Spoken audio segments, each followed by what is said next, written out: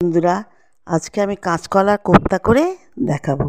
কাঁচকলার কোপ্তা করবার জন্য কলাটা প্রেসারে সেদ্ধ করে নাবিয়ে ওর মধ্যে জিরে ভেজে দেবো, লঙ্কা দেবো, নুন দেবো, হলুদ গুঁড়ো দেবো আর বেসন দেবো, দিয়ে ভালো করে চটকে মাখবো।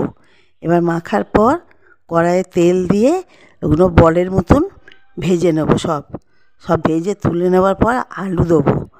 আলু দিয়ে আদা জিরে বাটা দেবো, গরম মশলা দেবো, দিয়ে চিনি দেবো, হলুদ দেবো, কাশ্মীরি লঙ্কা দেবো, দিয়ে ভালো করে কষে আর জল দেবো, দিয়ে কাঁচা লঙ্কা দিয়ে দেবো, দিয়ে কাঁচকলার বড়াগুলো দিয়ে দেবো, দিয়ে আলুটা সেদ্ধ হবে। তারপর ঢাকাটা খুলে নাবিয়ে নেবো। কাঁচকলা এর সাথে নামাবার সময় জিরে ভাজার গুঁড়ো ছড়িয়ে দেবো নাবিয়ে নিয়ে। গেল আমার কাঁচকলার কোপ্তা তৈরি। আমার ভিডিওটা যদি ভালো লাগে শেয়ার করবেন, ভুল গেলে কমেন্ট করবেন আর সাবস্ক্রাইব করবেন।